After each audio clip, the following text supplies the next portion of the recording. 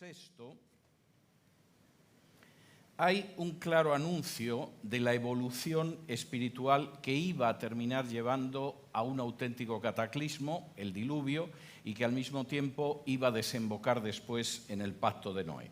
En Génesis capítulo 6 y versículos del 5 en adelante dice así: «Y vio Jehová que la maldad de los hombres era mucha en la tierra, y que todo designio de los pensamientos del corazón de ellos era de continuo solamente el mal.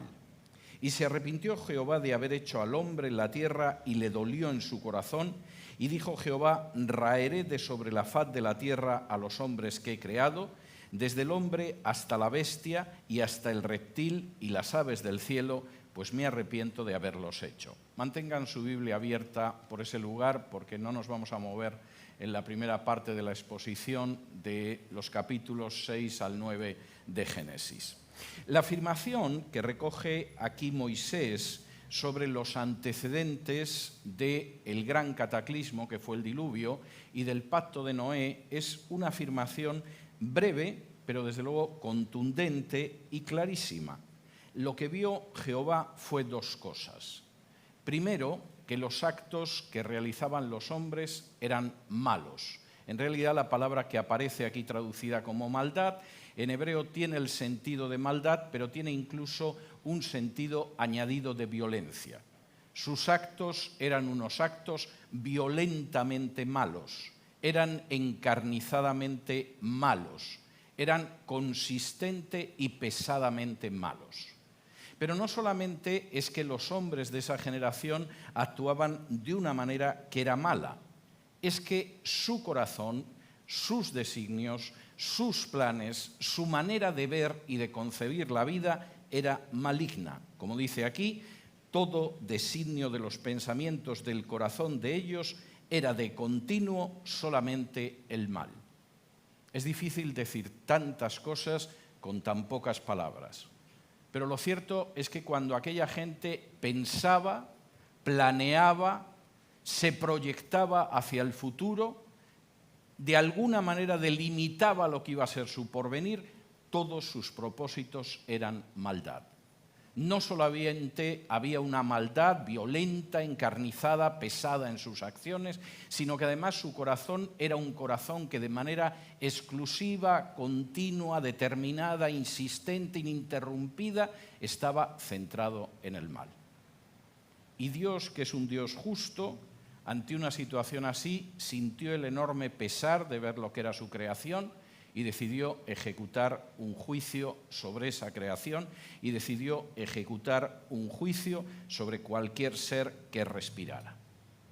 La Biblia señala que precisamente en medio de esa generación había un personaje que era distinto. No era un personaje que se entregaba a hacer el mal continuamente, no era un personaje cuyo corazón estuviera proyectado de manera ininterrumpida hacia proyectos malignos. Como dice el versículo 9 del capítulo 6, estas son las generaciones de Noé.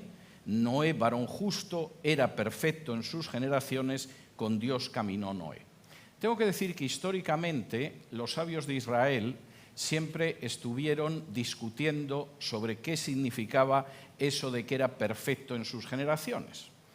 Algunos sabios consideraban que eso quería decir que, hombre, la generación era tan perfecta que cuando uno comparaba a Noé con esa generación, efectivamente quedaba muy bien en la comparación. Posiblemente Noé en otra generación a lo mejor no hubiera sido algo que destacara tanto, pero en medio de una generación tan profundamente maligna, inicua y corrompida como la generación del diluvio, evidentemente destacaba en medio de aquellas generaciones. Otros consideran que no, simplemente la afirmación está diciendo que Noé efectivamente era un hombre perfecto, maduro, que vivió en esas generaciones, pero que hubiera sido, de todas formas, una persona que nos hubiera llamado la atención por su perfección espiritual y su madurez en cualquier otra generación. No era algo distinto. Lo que sí sabemos, y esto es bastante claro, es que cuando Dios anunció a Noé que iba a traer un diluvio, ¿qué es un diluvio si hasta ahora no ha llovido? Seguramente se preguntó Noé. El libro de Génesis dice que no llovía sobre la tierra, sino que salía una neblina de la tierra que mantenía la vegetación. El diluvio cayó porque había un gran dosel de agua sobre la tierra que nunca había caído. Y cuando Dios le dijo va a empezar a llover, Noé diría, ¿cómo? Sí, va a empezar a caer agua desde arriba. ¿Qué? Nunca hemos visto un fenómeno de ese tipo, Señor.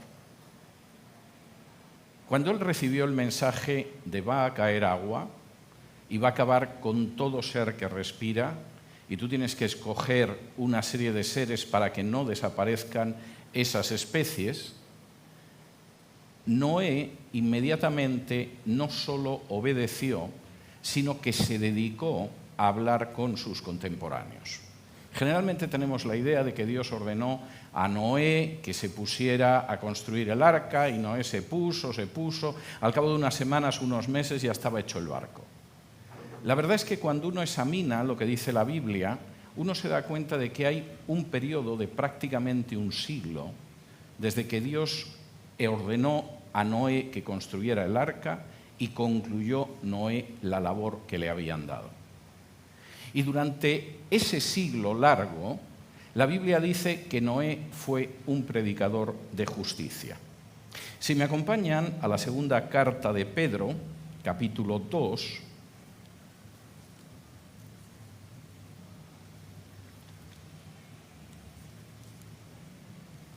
segunda carta de Pedro,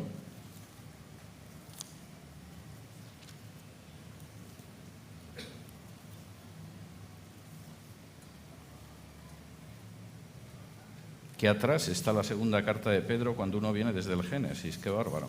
Segunda carta de Pedro, capítulo 2 y versículo 5, cuando Pedro está recordando los juicios que Dios ha ejecutado a lo largo de la historia, dice, y si no perdonó al mundo antiguo, sino que guardó a Noé, pregonero de justicia, con otras 7 personas, trayendo el diluvio sobre el mundo de los impíos, y Pedro va citando otros juicios y habla de que Dios ejecutará el juicio final. La expresión que aquí se traduce como pregonero de justicia podría traducirse como predicador de justicia. Durante un espacio de casi un siglo, Noé no solo iba juntando tablita a tablita el arca, no iba solo juntando animalito a animalito las especies que se iban a salvar en el arca, estuvo pregonando la justicia de Dios. Y seguramente cuando decía a sus contemporáneos, aquí va a caer una masa de agua que va a acabar con todos porque os comportáis malamente, decían, este Noé está loco. Está construyendo un artefacto que no hemos visto nunca y que no sirve para nada. Está hablando de algo que no hemos contemplado jamás, no habían visto ni un mal chaparrón ni una mala lluvia, y encima además está recogiendo animales y los mete allí dentro. Aguantar las burlas de la gente es difícil por un periodo, por un siglo debe ser algo casi insoportable. Hay que tener mucha integridad y mucha fe precisamente para soportar una situación como esa. Y lo cierto es que, efectivamente, si en última instancia Noé actuó de esa manera, era porque se movía por fe.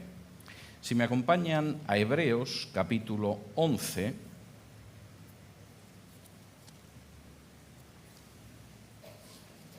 Hebreos 11, cuando el autor de la carta a los Hebreos está hablando acerca de la fe, y está dando el nombre de distintos héroes de la fe en el pasado, dice en el versículo 7, por la fe, Noé, cuando fue advertido por Dios acerca de cosas que aún no se veían, con temor preparó el arca en que su casa se salvase, y por esa fe condenó al mundo y fue hecho heredero de la justicia que viene por la fe.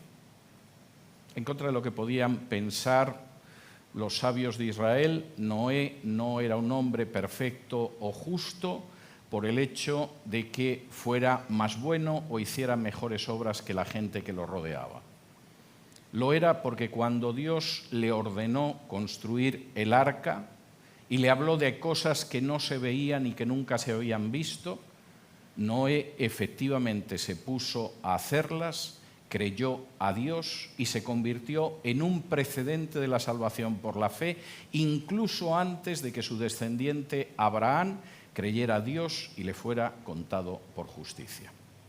Y no solamente eso, con su fe condenó precisamente a un mundo al que predicó durante más de un siglo y que por supuesto no lo escuchó. Y entonces sucedió, nos relata el libro de Génesis, el episodio del diluvio.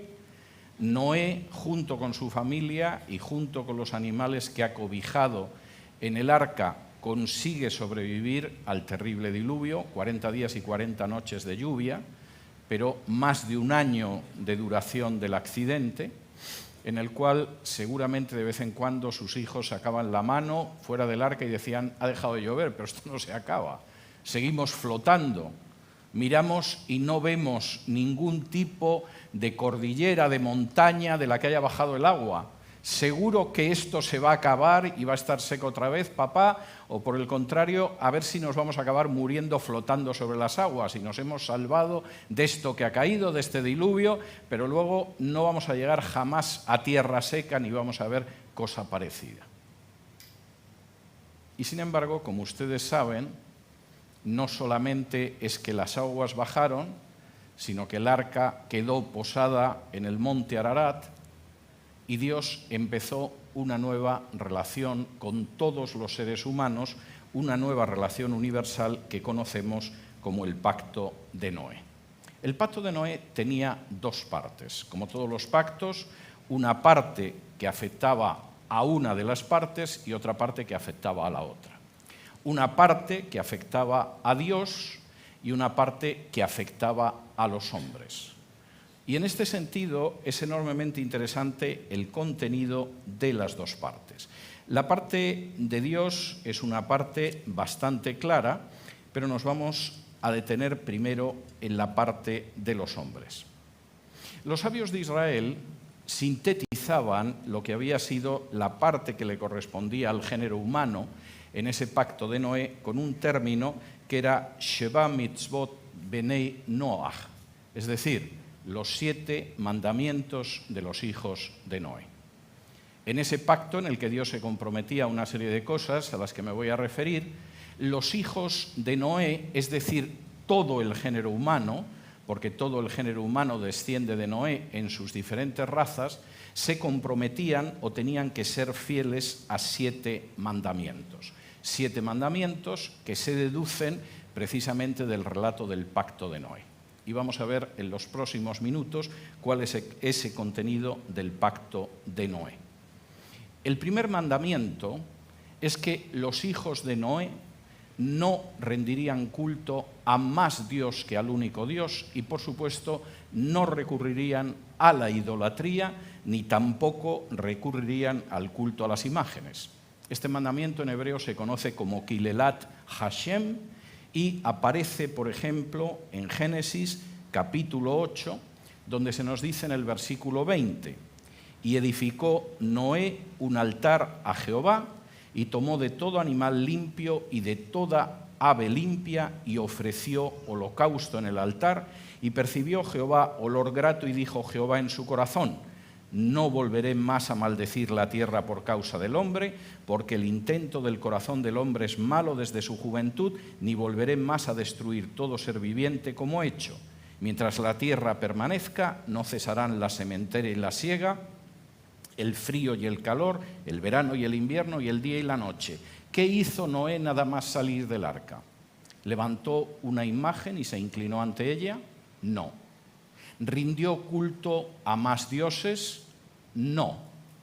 Solamente se inclinó ante el único Dios verdadero con el que mantenía una relación antes del diluvio, que había desencadenado el juicio del diluvio y que iba a restablecer un pacto con la humanidad, con Noé y con los hijos de Noé. Kilelat Hashem. No habrá otro Dios aparte de mí, y al ejemplo de Noé, solo adoraréis a un Dios y no os inclinaréis ante ninguna imagen. Y eso no es un mandato que esté contenido en los 10 mandamientos para el pueblo de Israel, también está ahí. Pero en el pacto de Noé, Dios establece que solo honrarás y rendirás culto al único Dios verdadero. Y si una nación descendiente de los hijos de Noé, es decir, cualquier nación, está rindiendo culto a otros dioses, a otros seres, se está inclinando ante imágenes, está actuando de una manera diferente a como lo hizo Noé, esa nación está quebrantando el pacto de Dios con Noé. Segundo mandato. Los judíos lo conocen como dinim, es decir, el establecimiento de tribunales. ¿Y dónde está el establecimiento de tribunales? Pues fíjense ustedes lo que dice Génesis 9 y el versículo 5 y 6. Porque ciertamente demandaré la sangre de vuestras vidas, de mano de todo animal la demandaré, y de mano del hombre, de mano del varón, su hermano, demandaré la vida del hombre.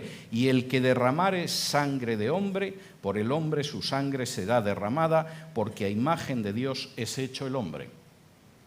Tenéis que establecer una justicia que se reclame cuando un hombre derrama la sangre de otro hombre, que está creado también a imagen y semejanza del único Dios. Dinim. ¿Cómo vais a reclamar la sangre de alguien? ¿Cómo vais a castigar al homicida si no tenéis tribunales? El segundo mandamiento, incluido en el pacto entre Dios y Noé, es el establecimiento de una justicia. Y por cierto, tengo que decir que lo que nuestra Biblia Reina Valera traduce como sangre, en hebreo aparece en plural y la palabra no es dam, sangre, sino damim, sangres. ¿Por qué?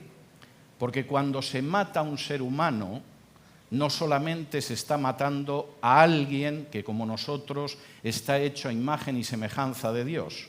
Estamos impidiendo que nazcan todas aquellas personas que podrían haber surgido de ese ser humano. Y cuando en Génesis de pronto Dios le dice a Caín, las sangres, literalmente, no las sangres, sino las sangres de tu hermano Abel claman de la tierra, es la sangre de Abel y de todos los que podrían haber nacido de Abel, de no haber habido un homicida que mató a su hermano y que se llamaba Caín. Y cuando aquí Dios le dice a Noé, quiero que reclaméis la sangre de aquel que derramó sangre, la palabra literal en hebreo es sangres. Cuando uno mata a un ser humano, no solo mata a un ser humano, en la mayoría de los casos está impidiendo que otros seres humanos también puedan llegar a este mundo. Y cuando una nación no tiene un sistema de justicia que efectivamente castigue el homicidio, esa nación no está cumpliendo con su parte del pacto de Noé. Y por cierto, eso es algo terrible en Hispanoamérica. En un país como México, que es un país maravilloso por otros conceptos, el 90% de los homicidios no se esclarece jamás. Es terrorífico pensar cómo se está violando el pacto de Noé. No adoréis a otro Dios, ni os inclinéis ante imágenes, tener jueces y, por supuesto, evitar el derramamiento de sangre humana. Shefihut Damin, el derramamiento de sangres, literalmente. Y eso incluye no solo el homicidio, sino que incluye conductas como puede ser el aborto. Cualquiera que derrama la sangre de otro ser tiene que responder por eso. Tercero, y esto es enormemente importante, los descendientes de Noé no solo no pueden caer en idolatría, no solo tienen que establecer tribunales de justicia, no solamente tienen que evitar el derramamiento de sangre, además deben de evitar la inmoralidad sexual, lo que en hebreo es kihui arayot. ¿Y dónde aparece eso? Génesis 9 y versículo 7 dice lo siguiente: mas vosotros fructificad y multiplicaos, procread abundantemente en la tierra y multiplicaos en ella. Las palabras que está utilizando aquí Dios para conformar los límites del pacto que tiene con Noé, son las mismas palabras del libro del Génesis, el inicio del libro del Génesis. El primer mandato que recibe la humanidad no es que no coman del árbol. El primer mandato que aparece en el primer capítulo de Génesis es peru urrebu en hebreo, fructificad y multiplicaos. Y eso solo puede suceder, como explica el libro de Génesis, cuando el hombre deja a su padre y a su madre y se une a su mujer y son una sola carne. Y cuando no es esa la conducta que existe, los hijos de Noé están quebrantando el pacto con Dios. Si tienen unas relaciones sexuales que por su propia naturaleza no son las relaciones entre un hombre y una mujer que provocan el fructificar y crecer, unas relaciones homosexuales, eso quebranta el pacto de Dios con Noé. Si mantienen unas relaciones sexuales que no son las relaciones descritas en el inicio del Génesis, en las que el hombre deja a su padre y a su madre, se une a su mujer y son una sola carne, sino que son relaciones fuera del matrimonio, sean adulterio o fornicación, eso está quebrantando el pacto de Dios con Noé. De manera que si una nación ha decidido vivir en la promiscuidad, no quiero amargarles la mañana de domingo, pero todos los años leo el informe internacional sobre familia y la región más promiscua del mundo es Hispanoamérica, algunos países más promiscuos que otros, pero es Hispanoamérica en bloque. Evidentemente no se puede decir que se esté cumpliendo aquella parte de los 7 mandamientos, de las disposiciones que Dios pacta con Noé y con los hijos de Noé. ¿Cuál es la quinta? Y es bastante importante en ese sentido. Siguiente mandato, el robo, o en hebreo, gesel. Génesis 9:2. El temor y el miedo de vosotros estarán sobre todo animal de la tierra y sobre toda ave de los cielos, en todo lo que se mueva sobre la tierra y en todos los peces del mar, en vuestra mano son entregados. Ojo, lo que está en vuestras manos es entregado. Lo que está en la mano de tu vecino no te ha sido entregado. Os estoy entregando la tierra, os estoy entregando los animales, os estoy entregando el fruto, pero como muy bien sabían deducir los sabios de Israel, eso significa que lo que yo te entrego a ti no te lo puede quitar ese. Y eso significa que lo que posee aquel, tú no se lo puedes quitar. Y cuando en una nación se quebranta esa situación, cuando el Estado o un particular se dedica a quitar a otro lo que es suyo, está robando y está quebrantando el pacto de Dios con Noé. Último aspecto del pacto de Dios con Noé, aparte de los jueces, de la adoración al único Dios, de la prohibición de inmoralidad sexual, de la prohibición del derramamiento de sangre y del robo. No podéis ser crueles con los animales, tenéis que respetar la creación. Os he dado los animales del cielo, del mar y de la tierra, pero eso no quiere decir que podáis ensañaros o tratarlos con crueldad. Capítulo 9 y versículo 4, y dice así: pero carne con su vida, que es su sangre, versículo 3, todo lo que se mueve y vive os será para mantenimiento, así como las legumbres y plantas verdes os lo he dado todo.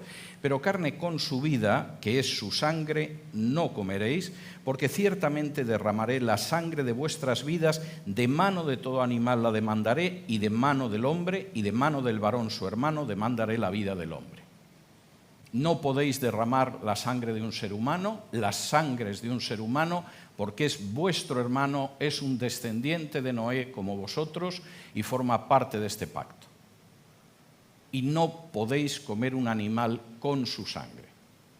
Cuando yo estaba en los Testigos de Jehová, siendo un adolescente de 14 años, y todavía no me había convertido leyendo el Nuevo Testamento en griego, se utilizaba este versículo para decir que no se podía consumir sangre y, por supuesto, tampoco se podían recibir transfusiones de sangre. Pero el texto en hebreo no está diciendo eso. El texto en hebreo lo que está hablando, y los rabinos lo han interpretado correctamente durante milenios, es que no puedes comer un animal que todavía está vivo y lleva dentro su sangre. No puedes en un momento determinado ejercer la crueldad con un ser que está vivo. No está hablando del desangramiento de animales que aparece en la Torá de Moisés, está hablando de la conducta cruel con un animal. Había un cantante de rock duro cuando yo era joven que se llamaba Ozzy Osbourne y que una de las cosas que hacían en el escenario era arrancar la cabeza a pájaros o a murciélagos. Y la gente rugía viendo cómo se llevaba la cabeza del pobre animalito a la boca y la arrancaba y la masticaba. Es precisamente el tipo de conducta que se supone que ninguno de los hijos de Noé puede llevar a cabo porque contradice totalmente el pacto. Tenéis que cumplir, todos los hijos de Noé, cualquier raza, cualquier estirpe, cualquier nación a lo largo de los siglos, con unas prohibiciones básicas de mi pacto. La idolatría, la adoración de otros seres, el culto a otros seres, el inclinarse ante imágenes no es lícito. Igual que Noé, tenéis que saber que solo se rinde culto a Dios y, como diría Jesús, se rinde ese culto en espíritu y en verdad, no mediante imágenes y simulacros. Tenéis que saber que bajo ningún concepto podéis derramar sangre humana. Tenéis que saber que en vuestras sociedades tiene que haber tribunales de justicia que persigan hechos tan terribles como el homicidio. Tenéis que llevar una vida sexual limpia, exactamente como yo la diseñé para los dos primeros seres humanos que pisaron este planeta. Tenéis que respetar la propiedad de los otros porque os ha sido dado todo y hay para todos y no tenéis por qué quitarle nada a nadie. Y, por supuesto, tenéis que evitar, aunque sean animales para vuestro consumo, la crueldad con los animales. No es importante si guardáis el Shabbat, sois los hijos de Noé, no tenéis por qué celebrar las fiestas, no esperamos que deis el diezmo, etcétera, etcétera, etcétera. Esos serán leyes que después Dios entrega en el Sinaí al pueblo de Israel. Pero vosotros, como los hijos de Noé, tenéis todos los pueblos en todo momento y en todo lugar la obligación de practicar esta forma de vida. Y a cambio, lo que ya haré es que mientras la tierra permanezca no habrá un cataclismo igual. Colocaré mi arco iris para que quede claro que nunca habrá un diluvio con unas consecuencias como las que habéis vivido tú, Noé, y tú, tu familia. De aquí se derivan algunas enseñanzas muy importantes y quisiera detenerme en ellas en los próximos minutos. Brevemente, porque veo que no me queda mucho tiempo, pero me voy a detener en ellas.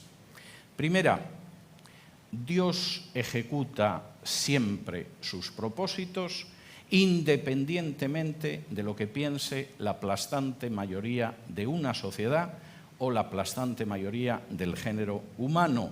Dios ejecuta siempre sus propósitos. En Génesis, capítulo 5, y versículos del 28 en adelante, se contiene la siguiente afirmación.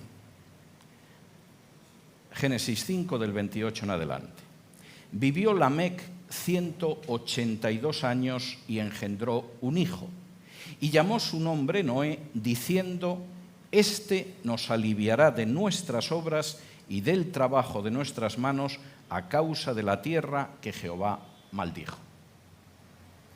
Dios tenía un propósito para Noé desde antes de que Noé naciera. Su padre Lamec, que no era precisamente un personaje ejemplar, cuando vio a Noé y le llamó Noé, dijo: efectivamente, este nos va a aliviar de nuestras obras y del trabajo de nuestras manos. El libro de Génesis relata, por ejemplo, cómo Noé casi fue el inventor de la agricultura, todavía mucho más que Caín. Tan despistado andaba empezando a cultivar, por ejemplo, vides, que como no sabía el efecto del vino, acabó borracho. Pero efectivamente es cierto, como dice aquí, que el propósito era que Noé nos aliviaría de nuestras obras y del trabajo de nuestras manos, y con generación maligna o supermaligna el propósito de Dios se cumplió. Si Dios tiene un propósito para ti, se va a cumplir por muy negativas que sean las circunstancias que te rodean, como sucedió en el caso de Noé. Segundo, Dios va a juzgar a cada generación independientemente de lo ciega que esté esa generación o de lo que digan sus dirigentes religiosos. Si me acompañan a Jeremías capítulo 6,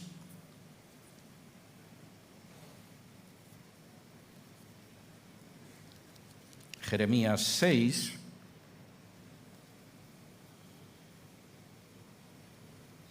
y versículos del 13 en adelante, Jeremías pronuncia un anuncio sobre la generación en medio de la que vivía, que hubiera podido seguramente ser pronunciado también por Noé y que se ha pronunciado muchas veces antes y después en la historia. Dice en Jeremías 6, versículos del 13 en adelante: porque desde el más chico de ellos hasta el más grande, cada uno sigue la avaricia, y desde el profeta hasta el sacerdote, todos son engañadores, y curan la herida de mi pueblo con liviandad, diciendo paz, paz, y no hay paz. Dios va a ejecutar su juicio independientemente de lo que puedan decir los profetas engañadores o los clérigos embusteros. Y cuando efectivamente la situación de una sociedad llega hasta un cierto punto de maldad, Dios ejecuta su juicio. Y da lo mismo que desde el templo de Jerusalén estén diciendo paz, paz, porque como dice el profeta Jeremías, por mucho que griten paz, paz, no hay paz. Y seguramente algunos dirían, pero ¿qué está haciendo el imbécil de Noé acumulando tablas con lo bien que vivimos en esta sociedad? Desde Adán nunca vivimos mejor. Dios ejecuta su juicio porque es justo. Y eso no lo evita lo que puedan decir profetas o clérigos o el conjunto de la sociedad. Tercero, Dios advierte siempre del juicio venidero. Si me acompañan ustedes al profeta Amós, capítulo 3,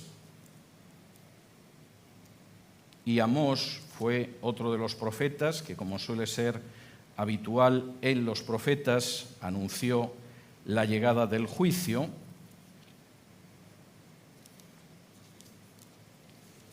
Amós, capítulo 3,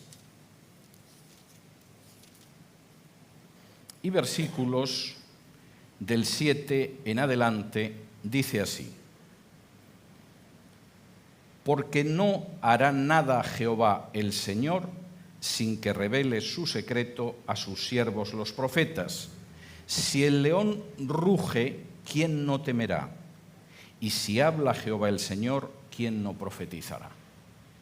Dios ejecuta juicios, pero no va a ejecutar juicios sin advertir. Cuando el templo fue destruido por Nabucodonosor y Jerusalén fue arrasada por los ejércitos de Babilonia, Jeremías y otros profetas llevaban muchos años anunciando que el juicio venía. Cuando de pronto parecía que caía algo raro del cielo y eran unas gotas de lluvia, pero lo que vino después fue un diluvio, Noé llevaba más de un siglo avisando de que esto es lo que os va a suceder. Y cuando las tropas del general romano Tito en el año 70 después de Cristo entraron en Jerusalén, arrasaron la ciudad santa y no dejaron piedra sobre piedra del templo, Jesús lo había profetizado 40 años antes, con una precisión casi matemática. Jesús dijo: no quedará piedra sobre piedra del templo, y fue cierto. En el momento en el que el templo se incendió y el oro que revestía el templo empezó a derretirse y cayó al suelo y cayó por entre las junturas de la piedra, cuando llegaron los legionarios romanos no dejaron piedra sobre piedra intentando arrancar la última brizna de oro de la cobertura del templo. Dios cumple su juicio, aunque advierta previamente. Cuarto, Dios tiene previsto con antelación lo que viene y la mejor manera de salir de ello. El diluvio fue un cataclismo de dimensiones universales. Nunca antes y nunca después el género humano vio una cosa parecida, pero él tenía totalmente prevista la forma en que se iba a salir de esa situación y cómo iba a comenzar una nueva relación con la humanidad. Quinto, y esto es enormemente importante y quiero enfatizarlo mucho, solo los que son valientes y fieles se verán libres del desastre. Solo los que son valientes y fieles. Si me acompañan ustedes al libro de Apocalipsis, capítulo 21, vamos a ir a un versículo sobre el que no se suele predicar muy a menudo, y sin embargo a mí me parece un versículo muy adecuado para los tiempos en los que vivimos y en general para la andadura de la Iglesia a lo largo de siglos.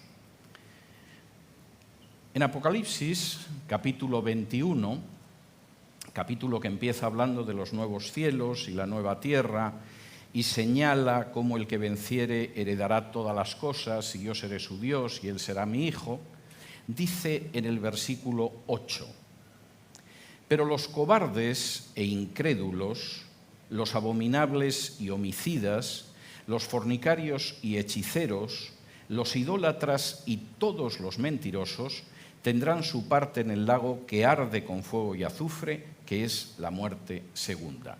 Fíjense en la lista de los que van caminando en fila hacia el lago de fuego y azufre. Los primeros son los cobardes. Seguramente si nosotros hubiéramos hecho la lista no hubiéramos colocado en primer lugar de los que se despeñan en el lago de fuego y azufre a los cobardes, pero para Dios los primeros son los cobardes. La cobardía no es una forma de prudencia o de sabiduría, es cobardía. Y los cobardes son los primeros en ser despeñados al lago de fuego y azufre. ¿Y quién van después? Los incrédulos. Los que no quieren creer lo que Dios dice. Si ustedes se fijan, el caso de Noé es exactamente el contrario. Noé pudo pasar a través del diluvio y pasar a su familia y permitir que continuara el género humano y las otras especies, porque no fue un cobarde. Y además no es que tuviera un momento de valor, que esto a lo mejor le puede suceder casi a cualquier ser humano, ¿no? Uno sale fuera de la iglesia, ve que hay dos matones que están pegando a una viejecita, no te lo piensas, te interpones, tienes un gesto de valentía y todo el mundo piensa, hay que ver qué valiente, ¿no? Nunca lo hubiéramos pensado. No.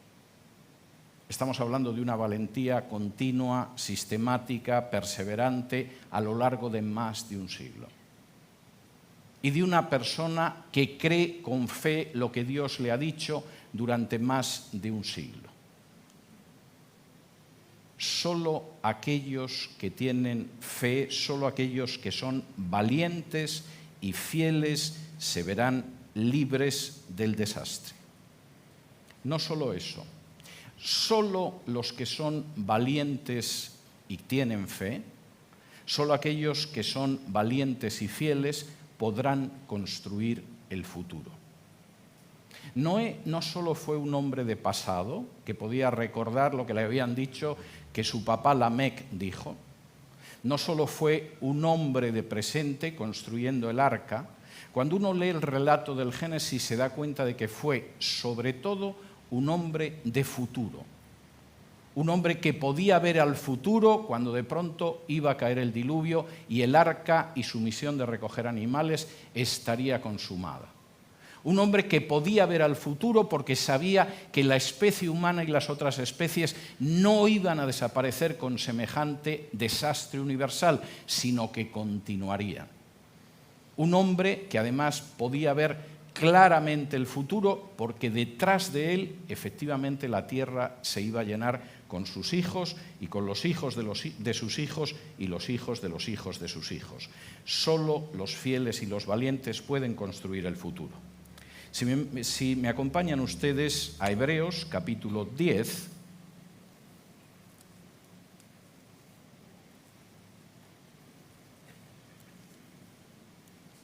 En Hebreos capítulo 10 aparece una descripción que desde luego sería muy interesante poder recordar. Dice así en Hebreos capítulo 10 y versículos del 35 en adelante.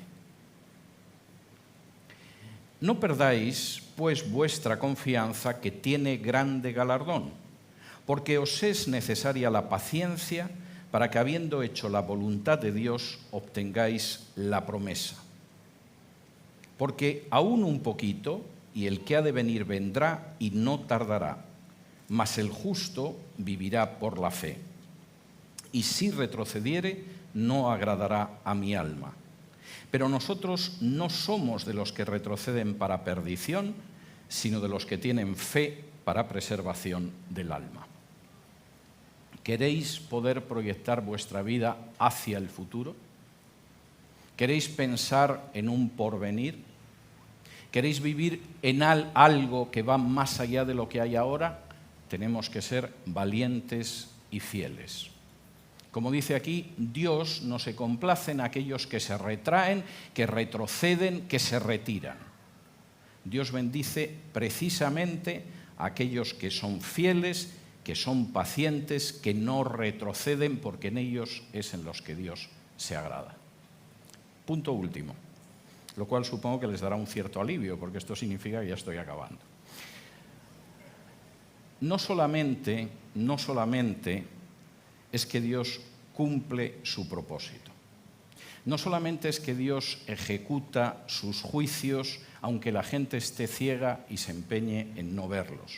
No solo es que Dios advierte siempre de lo que viene, y peor para ti si cierras los ojos para no verlo o cierras los oídos para no escucharlo. No solo es que los fieles y los valientes son los que se verán libres del desastre y los que podrán construir el futuro, sino que además son los únicos que recibirán una recompensa y una bendición eterna. Si me acompañan al Evangelio de Marcos, aparece un episodio sobre el que yo estoy insistiendo mucho en los últimos tiempos, porque me parece absolutamente esencial para entender no solo la vida cristiana, sino la vida en general. En Marcos 8 y versículos del 27 en adelante dice así: Salieron Jesús y sus discípulos por las aldeas de Cesarea de Filipo, y en el camino preguntó a sus discípulos diciéndoles: ¿Quién dicen los hombres que soy yo? Ellos respondieron, unos Juan el Bautista, otros Elías y otros alguno de los profetas. Y entonces él les dijo: ¿Y vosotros quién decís que soy yo? Y respondiendo Pedro le dijo: Tú eres el Cristo. Pero él les mandó que no dijesen esto de él a ninguno. Jesús está en Cesarea de Filipo, que era un enclave que estaba justo en medio del mundo pagano y de la tierra histórica de Israel. Uno se podía colocar con las dos piernas y con un pie estaba en el mundo pagano y con otro pie estaba en la tierra de Israel. Y cuando Jesús llega a ese sitio, reúne a sus discípulos y les dice: ¿Quién dice la gente que soy yo? Pues mira, maestro, esta mañana hemos salido por la calle preguntando, en lo que íbamos a tomar un café, Pedro y yo, y había quien decía que eras un revolucionario como el Che Guevara, alguno nos ha dicho que eras un extraterrestre, alguno que eras el hijo de la bienaventurada Virgen María. Andan un poco despistados, maestro, todo hay que decirlo. Entonces y ahora. Y Jesús dice: bueno, ya me he enterado de que la gente piensa o que soy Elías o un profeta o incluso Juan el Bautista vuelto de los muertos. ¿Quién pensáis vosotros que soy yo? Y Pedro le dice: mira, tú eres el Mesías. O como aparece en algún otro texto paralelo de los Evangelios, tú eres el Mesías y el Hijo del Dios viviente. Y Jesús les dice: bueno, no comentéis esto. Versículo 31, y comenzó a enseñarles que le era necesario al Hijo del Hombre padecer mucho y ser desechado por los ancianos, por los principales sacerdotes y por los escribas, y ser muerto y resucitar después de 3 días. Pero es que esta es una marca de Mesías que no me gusta. Yo estoy buscando un Mesías para mi vida, pero este es el tipo de Mesías que mira tú por dónde no termina de agradarme, versículo 32. Esto les decía claramente y entonces Pedro le tomó aparte y comenzó a reconvenirle, o como dice alguno de los otros evangelios, a decirle, mira, eso que no suceda jamás, Señor. Queremos un Mesías, como el que quiere ir a comprar un automóvil, pero el tipo de Mesías del que tú nos estás hablando no es precisamente el tipo de Mesías que más nos gusta. Tiene unas prestaciones que no terminan de acomodarse a nuestro gusto. Lo que dice Jesús a continuación es tremendo. Versículo 33, porque dice, pero él, volviéndose y mirando a los discípulos, reprendió a Pedro diciendo, quítate de delante de mí, Satanás, porque no pones la mira en las cosas de Dios, sino en las de los hombres. Y llamando a la gente y a sus discípulos les dijo, si alguno quiere venir en pos de mí, niéguese a sí mismo y tome su cruz y sígame. Vamos a dejar las cosas claras. Si tu idea de lo que es el Mesías y lo que es seguir al Mesías no es negarte a ti mismo, cargar con la cruz, que es algo mucho más serio que eso que nos cuenta la teología católica de que es soportar una enfermedad, una suegra pesada. No, cargar con la cruz es que estás dispuesto en tu seguimiento del Mesías a acabar muriendo en la muerte más vergonzosa que se puede imaginar en todo el imperio. Si realmente no es eso lo que estás haciendo, no me estás siguiendo. Y por supuesto la pregunta que surge es, bueno, pero entonces no estaremos perdiendo el tiempo, porque claro, si los años que tenemos en esta vida, que como decía Cantinflas, hemos venido a pasarla bien y si no nos regresamos, resulta que los desperdiciamos negándonos a nosotros mismos y estando dispuestos a tomar la cruz, esto puede ser muy mal negocio. Fíjense lo que dice Jesús en el versículo 35. Porque todo el que quiera salvar su vida la perderá, y todo el que pierda su vida por causa de mí, del Evangelio, la salvará. No pienses como piensa el mundo que te rodea. Ellos pueden pensar que ganar la vida es comportarse de esa manera. Es el camino directo a perderla. Ellos seguramente pensarán que negándote a ti mismo y siguiéndome día a día, minuto a minuto, instante a instante estás perdiendo tu vida. La estás ganando. Y además te voy a decir otra cosa, versículo 37. Al hombre no le sirve de nada ganar el mundo si pierde su alma. Y en el momento en el que tenga que enfrentarse con el juicio de Dios, versículo 37, desde luego no va a poder ofrecer nada a cambio de su alma. A veces pienso que en el momento en el que Noé estaba cerrando el arca y la gente de pronto empezó a ver cómo subían las aguas, y aquello, aunque pareciera imposible, era justo lo que había dicho Noé. Algunos empezaron a gritar, Noé, Noé, déjanos entrar. ¿Qué quieres que te demos para poder entrar? Pero no había posibilidad, porque nada de lo que Dios da se puede comprar, ni comerciar, ni adquirir. Es un producto de la gracia.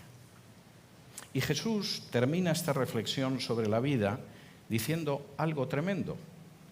El que se avergüence de mí, de mis palabras en esta generación adúltera y pecadora, el Hijo del Hombre se avergonzará también de él cuando venga en la gloria de su Padre con los santos ángeles. Pero aquellos que efectivamente no se hayan avergonzado de él, que lo hayan seguido día a día, saben que participarán de su gloria a la diestra del Padre. Dios ejecuta juicios en la historia. Dios no permite que el juicio de otros hombres, aunque digan que lo representan, alteren la manera en que tiene que ejercer la justicia.